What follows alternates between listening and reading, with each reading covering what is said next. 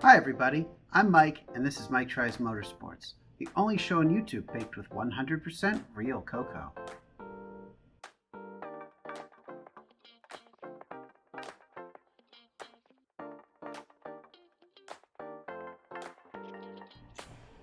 On today's episode, we finally get to take the car out for its first motorsports event, an autocross put on by the Susquehanna region of the SCCA.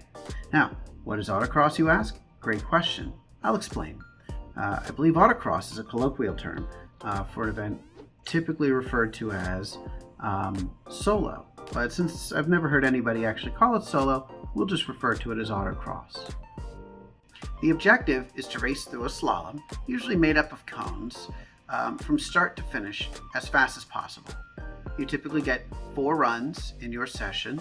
There are 4 sessions throughout the day, and you'll work for one session chasing cones or making announcements or working on the start-finish line. You will drive for a session, and then you'll typically get 2 sessions off. During your run session, you will approach the start-finish line. You'll take turns with everyone else in your group, and you'll pull up to the line until someone tells you to stop or a light turns red. And then when someone tells you to go or waves a flag or turns a light green, you can head off with the expectation that the course ahead of you is totally clear, and you'll be able to make your absolute best run. As I said a minute ago, you usually get 4 runs, but the best run is the one that counts. So it's your fastest time out of 4 or 3 or 5 or however many your club ends up doing in any given day. It doesn't sound like a lot of track time.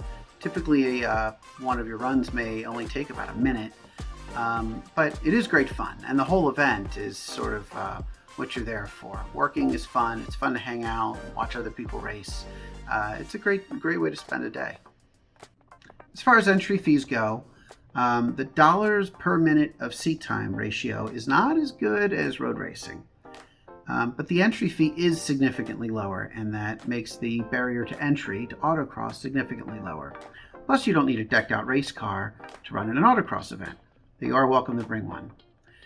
You may expect to spend about $50 on an event, and that's registration, and it may include a temporary or one-time use membership fee or so. And that works out to about $12.50 per minute of driving, assuming you get 4 runs and your runs are about a minute apiece. Of course, slower cars take longer on the course, so they yield a better dollars per minute of seat time ratio. That's why I chose the Audi. Autocross is the very first motorsport that I ever really learned.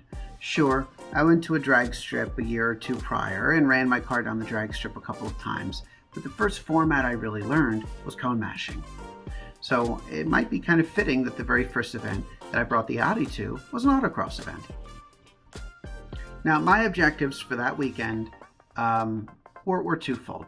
First was relearn the sport. It's been at least a decade since I've done an autocross event, and I'm a little rusty.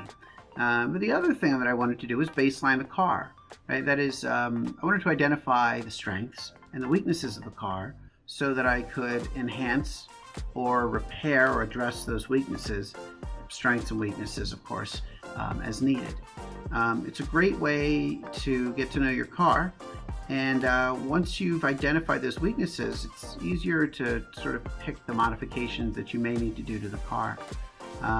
Your first guess as to what the car might need without ever taking it to an event might be wrong, and you might just be wasting money. So I wanted to be sure I knew what I had before I made any changes to the car. I even asked an instructor to ride along with me for the first 2 runs, which is good because in my very first run, I misread one of the gates and ended up getting lost. Very first run, very first time back, a little embarrassing, but as it happens, I was able to place 3rd overall in my class, which is great.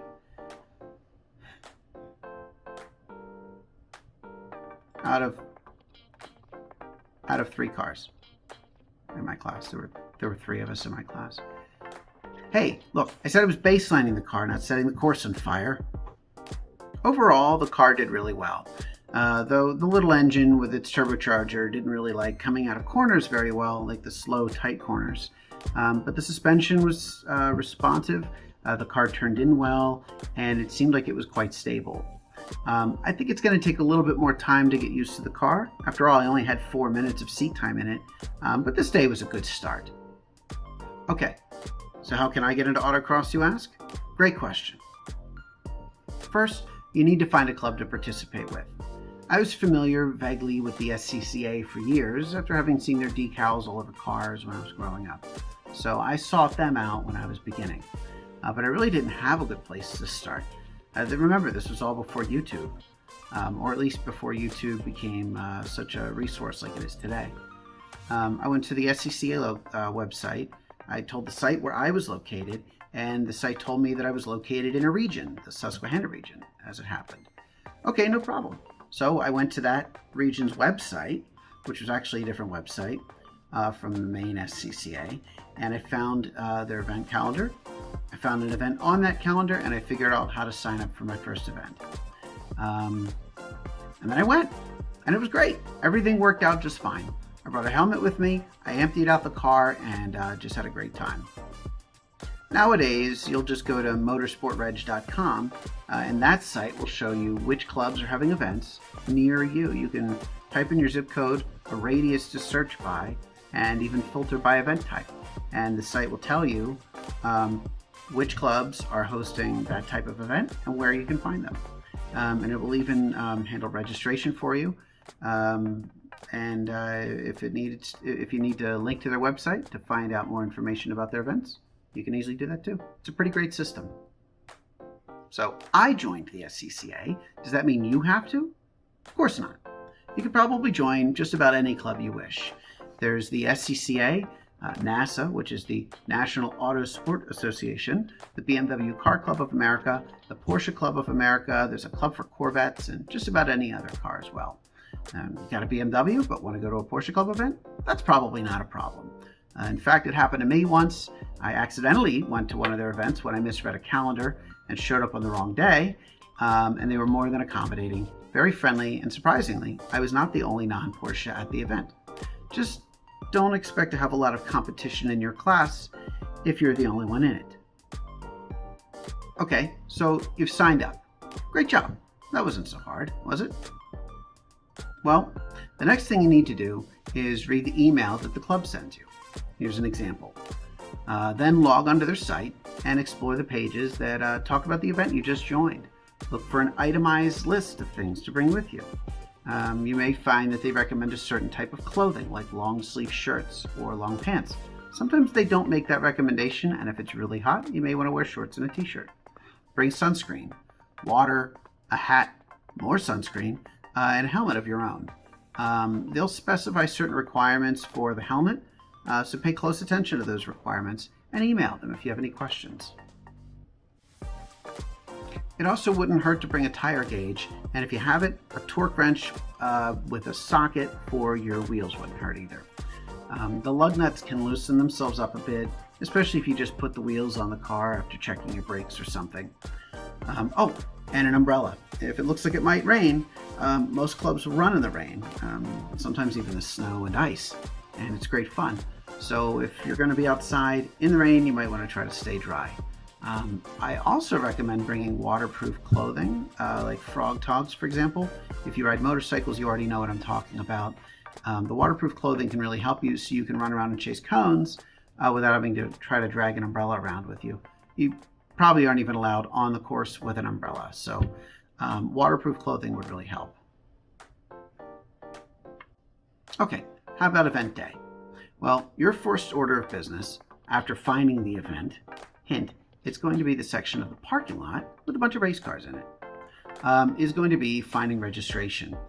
Put your car in a parking spot near where other cars appear to be parked, but pay close attention to the space you're parking in. Sometimes people will leave chairs or a cooler or their toolbox in a parking spot, and then they may move their car. Perhaps they're a tech inspection or something like that. They'd like to come back and park with all of their stuff. Look around for a large truck or a tent, something with the SCCA logo or your club's logo on it. with maybe this truck has a lot of people standing by it, right? If you can't find registration, just ask somebody where the registration is and simply head over there. If you've registered online for the event beforehand, they'll just be confirming that you're there. They may ask you to sign a waiver, and they'll probably give you a wristband or two. They'll also give you an event schedule usually, or if they don't, you could take a picture of one. Sometimes they'll just post it on their table and you can take a picture of the event schedule. I highly recommend having this handy at all times. And they may also give you something to bring to tech inspection, which is where they go and look at your car a little bit later. Also, make sure you get your wristband, and they'll probably also tell you which session you're going to be driving in and which one you're going to be working in. So pay attention and remember these things as best you can. Okay, so next is tech inspection. Go back to your car, empty everything out of it, especially the driver's floor mat, that bottle of water that you got at the gas station 3 weeks ago and it rolled under your seat. You remember that one? You know the one I'm talking about. That's got to come out too. Your kid's car seat, all the loose items laying around the cabin. These things are all going to go flying around, and some of them might find their way under your brake pedal, which is not safe. So make sure they're out of the car. You don't have to take the passenger side floor mat out unless you think it'll be a problem for some reason, but just do your best. It's best to do these things before you go to the event, by the way, so that you don't have to take all of your stuff out and leave it at a parking lot. Anyway, once you've done those things, look for a line with people standing around a car, maybe yanking on some wheels. That's probably tech inspection. Again, you can ask and people will point you in the right direction. Hand the people at tech inspection any paperwork you have after you drive over there, if they give you any paperwork to give to them. And they'll do a quick once over on your car to make sure it's not going to fall apart in the course. They're looking for glaring omissions, definitely broken components, and fluids puking out of the car. They're not looking to see if you have enough oil in your car. They're not checking your tire pressure. They're not looking for rust issues, a nearly worn out engine, making sure you have plenty of brake pad material left. You get the picture? You are responsible for making sure that you bring a safe car to the event, not them. Like I said, they're looking for glaring omissions. They're just there to help out. After tech inspection, go park your car. Get out, walk around, talk to people, and get to know some people. Maybe find a couple other novices or maybe some experienced folks that can help guide you around. Keep an eye on the schedule, right? Don't lose track of that. And the next thing you're probably going to need to know about is the driver's meeting. So keep an eye on that. You need to go to the driver's meeting. That's very important. If you miss the driver's meeting, you probably won't be allowed to participate in the event, or somebody's going to have to take you aside and give you your own driver's meeting. And they're probably not going to be thrilled about it, but they might do it for you. Look around and see if people appear to be walking through the course. This is called, walking the course. You're allowed to do this, and it's encouraged that everybody does it. See if there's a novice walkthrough. Their lead instructor will get all the novices together at the starting line and talk everybody through all of the corners and teach you how to go through the course. Definitely go through the novice walkthrough, and when you finish, if there's time, do another walkthrough. It's great exercise at the very least, but it's the only time you'll have to see the course before you're actually on it. Okay, so the driver's meeting's next. Pay attention to the driver's meeting. The organizers will announce work assignments, provide instructions for the day, and introduce themselves to everybody, especially the novices. They'll probably introduce the instructors. You're going to want to know who those people are because you may need to find them later. Everybody's there to have fun, so remember that.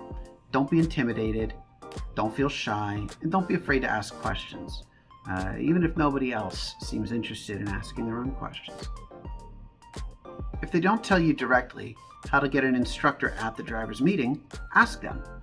Do you provide in-car instruction for novices? They probably do, but if they don't, an experienced driver may be happy to ride with you. And if somebody offers to take you out in their car with them for a session of their own, especially if they run before you, definitely take them up on the offer. This will be informative, but most importantly, it'll be a lot of fun. Work assignments. You'll be given a task to accomplish during the day for one session. More than likely, if you're relatively new, you'll be asked to go out on the course and essentially chase cones, or maybe wave a flag. You wave the flag, it's almost always a red flag, and you wave it on the course to stop the cars. If you see a red flag on the course, stop. That's it. If you're chasing cones, they'll probably pair you up with an experienced participant so they can show you the way. And make sure you bring water out on the course with you. This is very important. And watch what the other drivers are doing as they're going through the course. You may find that some appear to be faster than others. Try to identify what they're doing differently than the other drivers. And look out for common mistakes too. Often you'll find that everybody's missing the same gate the same way. Well, when you get there on your run, if you work before you run, of course, you'll be able to correct for that before it happens to you as well. If you have to drive before you get to work, it's okay. You can still learn by watching what other cars are doing. Okay, so it's your turn to drive. What do? Well, you go get in your car, you get your helmet, and you find out where everybody else in your group is accumulating. There's probably a line of cars and a bunch of people directing those cars somewhere else, probably over near the starting line. This is called a grid, by the way. Drive over there, park where you're told, and simply wait your turn. Your instructor may be running around with other students. Sometimes there are 10 students and 2 instructors. So you may not have them seated in your car long before your run, but they'll usually find you and they know their job. They'll know how to get around. They'll know how to identify their students. When it's your turn, you'll be instructed by a worker to approach the starting line. There's usually going to be a car right in front of you there, but if not, just pull up until you're told to stop. And then wait until you're told to go. Sometimes there's a traffic light. That light will turn from yellow to red when you're at the start. Then you can stop your car and wait for it to turn green. Sometimes it's just a person and they may drop a flag. Timing doesn't actually start when the light turns green though. So you can get going at your own pace. You'll drive forward some distance and then you'll cross a beam, like an infrared beam, and that'll start the timer for you.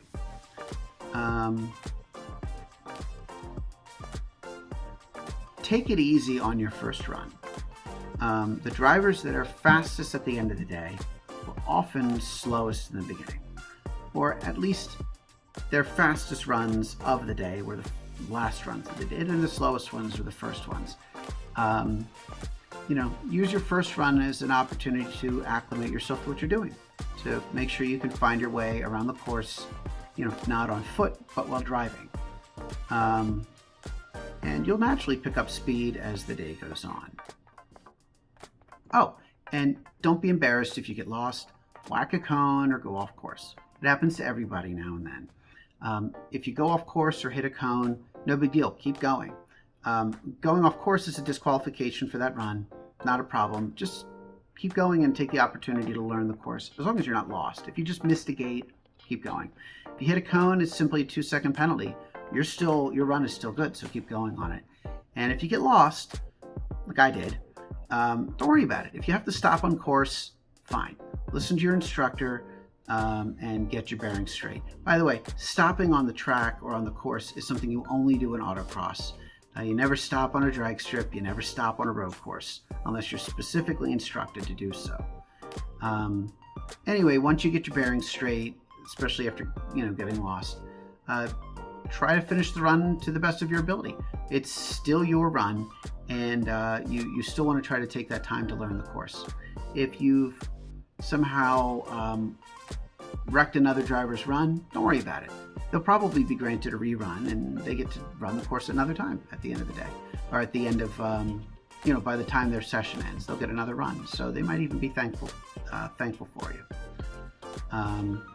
Anyway, simply follow the instructions of your instructor. If there are corner workers, they may walk over and help you if you're really lost. And, like I said, don't be embarrassed. You're just there to have fun. And that's probably it. Be humble, have a good attitude, and listen to what people tell you. Everybody there wants to have fun, except Kevin. Kevin never wants to have fun. just to stay away from Kevin.